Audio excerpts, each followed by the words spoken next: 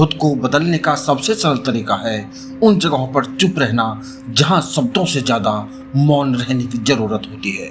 मौन ही वह कुंजी है जो आत्म अधिकार और शांति का मार्ग खोलती है। नमस्कार दोस्तों, आपका स्वागत है आपके अपने चैनल बुद्ध ट्रुथ स्टोरी में। तो चलिए बिना देरी करे आगे बढ़ते हैं। दोस्तों, बहुत समय पहले की बात है। एक छोटे से गांव में एक सुदर्शन नाम का लड़का रहता था। बचपन से ही उसमें सीखने की तीव्र इच्छा थी। उसने कई गुरुओं से शिक्षा ली, पर उसका मन संतुष्ट नहीं हुआ। उसे लगा कि जीवन में वास्तविक अर्थ से वह अब भी अनजान है। कई बार जब लोग आपस में बहस करते या जब वो अपने विचार सबके सामने रखता, तो उसे भ्रम होता कि वह सही कर रहा है या नहीं। एक दिन उसने सुना कि पास के ही एक वन में गौतम बुद्ध का प्रवास है।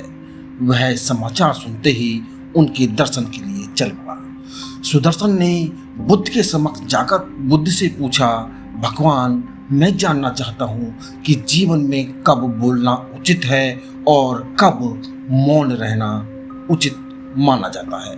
बुद्ध मुस्कुराए और बोले, इस प्रश्न का उत्तर तुम्हें तुरंत नहीं मिलेगा, पर यदि तुम मेरे साथ कुछ दिन रहो, ध्यान करो और जीवन को देखो, तो तुम्हें स्वयं ही इस प्रश्न का उत्तर मिल जाएगा। सुदर्शन ने बुद्ध का प्रस्ताव सहर्ष स्वीकार कर लिया। बुद्ध की पहली परीक्षा। तीसरे दिन बुद्ध के शिष्य एकत्र थे और चर्चा हो रही थी धर्म, करुणा और संयम पर। एक शिष्य ने सुदर्शन से कुछ पूछा, पर वह मौन रहा। बुद्ध ने उसकी ओर देखा और कहा, तुमने सही किया। कभी कभी जब ज्ञान पूरा ना हो तब चुप रहना उचित होता है। अर्थात अर्ध ज्ञान से उत्पन्न शब्द भ्रम फैला सकते हैं, इसलिए वहां पर चुप रहना चाहिए। सुदर्शन ने पहली बार मौन की गरिमा को महसूस किया। एक दिन बगल के गांव में दंगे हो गए। कुछ लोग बुद्ध के पास सहायता मांगने आए। सभी शिष्य सलाह दे रहे थे। कोई कहता हमें हस्तक्षेप करना चाहिए, कोई कहता यह उनका आंतरिक मामला है। सुदर्शन ध्यानपूर्वक सुनता रहा, पर उसने कुछ नहीं कहा।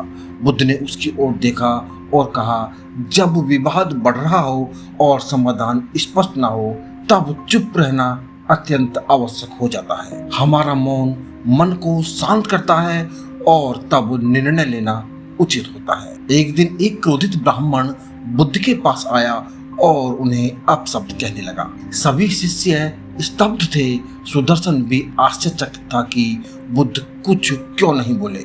वह मुस्कुराए और शांत रहे। ब्राह्मण चकित होकर पूछ बैठा, क्या तुम मुझे उत्तर नहीं दोगे? बुद्ध बोले, अगर कोई तुम्हें उपहार देता है तो तुम उसे न लो तो वह किसका रहता है? ब्राह्मण ने कहा, देने वाले का। बुद्ध बोले, तो मैं तुम्हारा अपमान क्यों स्वीकार करूं? बाद में गौतम बुद्ध ने सुदर्शन को समझाया, जब अपशब्दों का उत्तर देना सिर्फ क्रोध को बढ़ाए तब चुप रहना चाहिए। एक दिन सुदर्शन खुद से परेशान था। उसे लग रहा था कि वह सीख नहीं पा रहा है। वह बुद्ध के पास गया और बोला, मैं अयोग्य हूँ, मुझे कुछ नहीं आता। गौतम बुद्ध मुस्कुराए और बोले, जब आत्म संयम घेर ले तब कभी कभी अपने भीतर झांकने और खुद को समझने के लिए भी चुप रहना जरूरी हो जाता है। मौन में आत्म निरीक्षण होता है। एक दिन एक स्त्री अपने मरे हुए पुत्र के शव को लेकर बुद्ध के पास आई। वह दुख में डूबी हुई थी। सब शिष्य कुछ न कुछ कहने लगे, पर बुद्ध ने सिर्फ उसके सर पर हाथ रखा। सुदर्शन ने फिर मौन देखा। बुद्ध ने बाद में कहा, जब कोई गहरे दुख में हो तब शब्द अक्सर व्यर्थ होते हैं।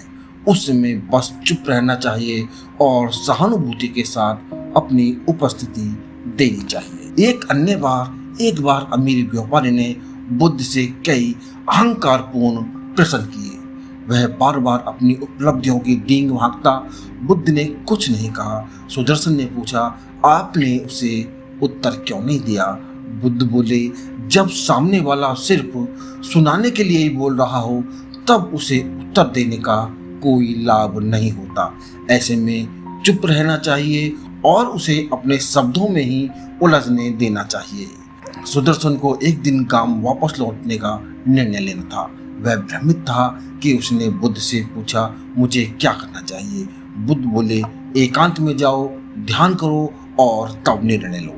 जब मन अशांत हो तब कुछ समय के लिए चुप रहना उचित होता है। शांति में ही स्पष्टता मिलती है।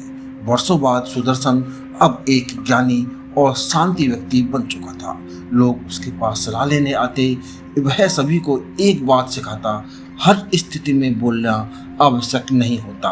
कभी कभी मौन ही सबसे बड़ा उत्तर होता है। जीवन में कई बार ऐसे अवसर आते हैं जब हमें सिर्फ चुप रहना चाहिए। जब बड़े बात कर रहे हों, जब किसी को दुख हो, जब गुस्से में हो, जब सच नुकसानदेह हो, जब शिक्षक पढ़ा रहे हों, जब अदालत में हो, जब कोई अनुभव बांट रहा हो, जब किसी की बुराई हो रही हो, जब कोई निजी बात हो। दोस्तों, सुदर्शन की यह यात्रा हमें सिखाती है कि चुप रहना चाहिए केवल एक वाक्य नहीं बल्कि एक जीवन दर्शन है।